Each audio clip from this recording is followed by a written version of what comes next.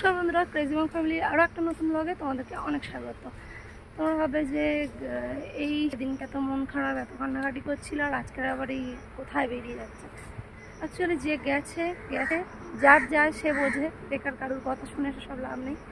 কিন্তু আমার বাবাটা বুঝতে পারছো, সন্তান হারা হয়েছে, তো ওনার কন্ডিশন খুবই খারাপ। আর আমারও মাথার মধ্যে না দিন রাত যেন কী সব হচ্ছে চলছে, বুঝতে পারছি না, ভালো লাগছে না একদম।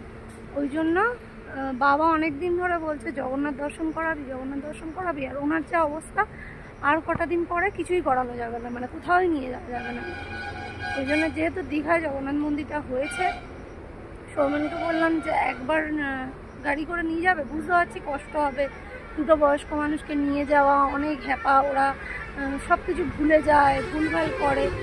তাতে কী হয়েছে বলো, আমরাও তো একদিন ছোটো ছিলাম, অনেক ভুল করেছি, আর সামলেছি ওরাই। তো যাই হোক, সেই জন্যই দুটো বাবাকে নিয়ে এখন যাচ্ছি দীঘা জগন্নাথ দর্শন করাতে।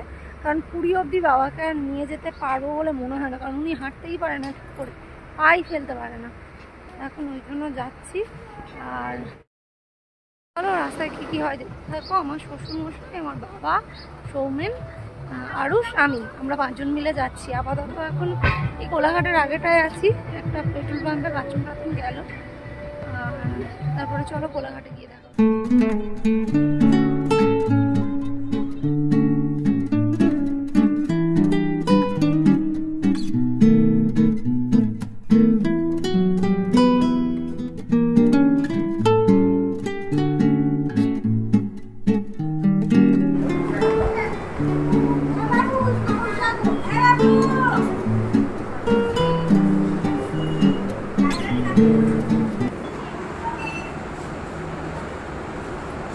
খাওয়া শুরু করো।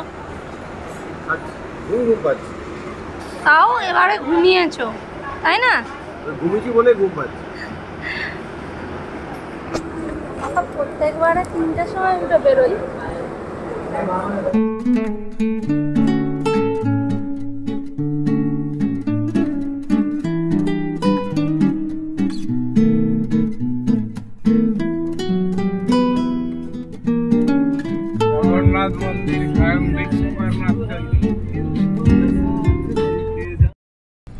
আমরা দীঘাতে ঢুকেছি 11টা 10-15 নাগাদ, আর এখন বাজে 12টা 2। আমরা এখনো সেই রাস্তায়, মানে নিউ দীঘা থেকে ওল্ড দীঘা থেকে নিউ দীঘা অবধি পৌঁছতে পারিনি। রাস্তার এমন অবস্থা, এরকম মনে হয় ফার্স্ট টাইম আমরা দেখলাম। আমরা বছরে 1-2বার করেই দীঘা আসি, কিন্তু এরকম ফার্স্ট টাইম দেখলাম না। দেখাই সামনের কি অবস্থা। শুধু তো ওই মন্দিরের সামনেই, জগন্নাথ মন্দিরের সামনেই আধ ঘন্টার ওপর দাঁড়িয়ে। এই সাইড কি অবস্থা, লম্বা লাইন।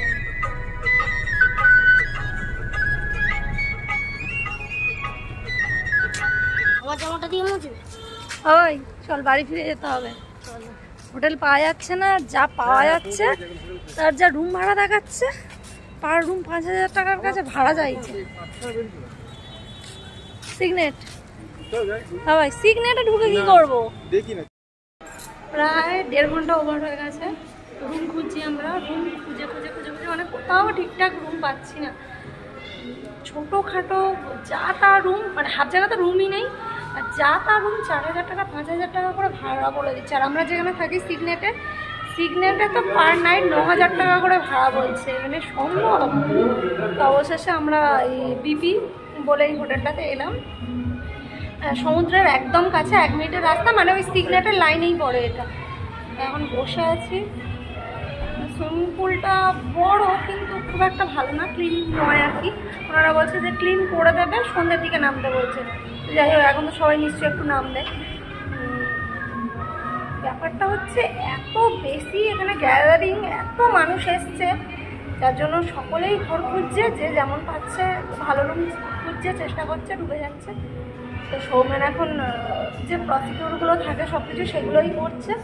আর আমরা এখানে দাঁড়িয়ে আছি। আমাদের এই রুমই, মানে ব্রেকফাস্ট নয়, আমাদের সিগনেটে 3,3200 টাকা করে আনলিমিটেড ব্রেকফাস্ট, তোমরা তো জানো ওখানে।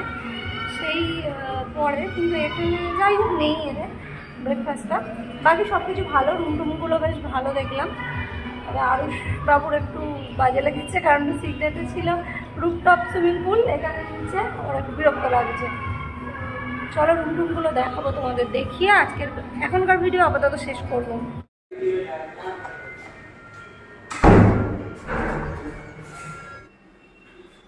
দেখো এই আমাদের রুম নাম্বার 301, আমাদের দুটো রুম 301 315 ওইদিকে খাওয়ার আছে। যাই হোক, তোমরা শুনেছো তখন আমরা এখানে এসে পৌঁছেছি কটা, 11:15। এখন বাজে দেখো 2:07, আমরা রুমে আসছি। মানে দীঘার অবস্থাটাই ভাবো। তো যাই হোক, সেসব বাদ দাও। মোটামুটি রুমটা পেয়েছি যে দাম, মানে যে হারে রুমের অবস্থা, যে দাম, সেই দামে আমরা যে দামে পেয়েছি ভালোই পেয়েছি। তো এই দরজা ঢুকেই এরকম একটা ওয়ার্ডরোব দিয়েছে, এই যে সৌমের অলরেডি জামা ঝুলিয়েও দিয়েছে। এই হলো ওয়াশরুম, পরিষ্কার পরিচ্ছন্নই আছে। গিজার আছে, যেটা আমাদের একদমই লাগবে না। এখানে একটা সিঙ্ক আছে, শাওয়ার আছে, সবকিছুই আছে। এই একটা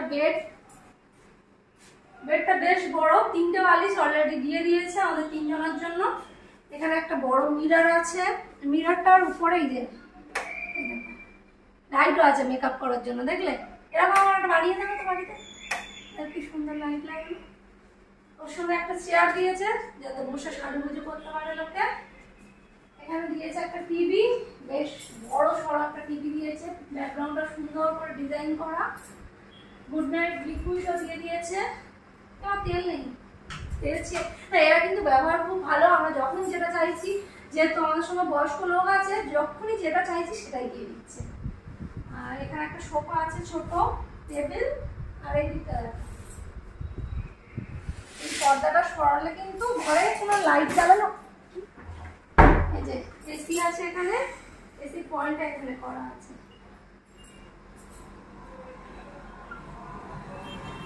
বাইরেটা কিন্তু ভীষণ ভালো ভিউ, ঘোরা যাচ্ছে। গাড়ি দাঁড়িয়ে আছে কোনটায়? হ্যাঁ, ওই আমাদের গাড়ি।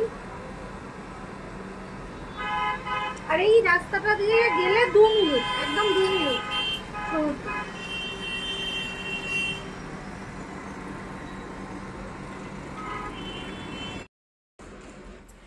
আজকে আমাদের না ইচ্ছা আছে সুইমিং পুলে নামার, আর না ইচ্ছা আছে সমুদ্রে যাওয়ার। বিকালে যাওয়া হবে, দেখা যাবে। মানে এই মুহূর্তে কিছু করার ইচ্ছা নেই, খুব জোরে খিদে পেয়েছে, খেতে হবে। সৌমেনি কাজটা করে দিচ্ছে, ওদের ডাকতে হয়নি কিন্তু। আর এই যে মেনু কার্ড দিয়ে গেছে, আমরা নিচে ওই যে রেস্টুরেন্টে গেছিলাম, খাবার অর্ডার করে এসেছি। খাবার বলেছে রেডি করে দেবো, একটু দেরি হবে। আমরা এই 5 মিনিট হলো এসেছি নিচে থেকে। তো চলো আজকে ভিডিওটা এখানেই শেষ করছি। কি হয় দেখতে থাকো এরপরে। আর মোটামুটি খাবার দাবারের দাম মোটামুটি ঠিকই আছে। আর যেহেতু মানে এই যে জগন্নাথ মন্দিরটা এখন হয়েছে না, মানুষের ঢল নেমেছে পুরো, সে তো সবাই স্বাভাবিক, একটু ব্যবসা তো করবেই, সেরকমই চলছে। তো চলো দেখা হচ্ছে আবার নেক্সট ভিডিওতে কি করি। আর হ্যাঁ, সারাটা রাস্তা বাবারা যা করছিল, মানে একজন বলছে পটি পেয়েছে, পাম্প দেখে দাঁড় করানো হচ্ছে, বলছে না আমার পাইনি, পরে করব। সারাটা রাস্তা ওই করছে। তো যাই হোক, কী আর করা যাবে বলো, আমরাও একদিন বুড়ো হব, আমাদেরও ওরকম হবে। তাই ভাবলাম যে এখন অন্তত একটু চলাফেরা করতে পারছে, সেই চলাফেরা করতে করতে একবার লাস্টবার ঘুরিয়ে আনি। লাস্টবার বলবো না, তবে ঘুরিয়ে আনি এরম বললাম। সেই জন্যই আমি আর সৌমেন ডিসাইড করলাম, চিন্তাভাবনা করলাম যে চলো যাই। কষ্ট একটু হচ্ছে, সব কিছু হচ্ছে, তার মধ্যে আনন্দটাও তো অনেক আছে বলো। এই আনন্দর কি কোনো শেষ আছে? এই দরজাটা দাও, ফট করে যদি কেউ ঢুকে যায়। তো চলো টাটা, এখনকার মতো ভিডিও এখানে শেষ করছি। পরে কি হয় আবার দেখাচ্ছি।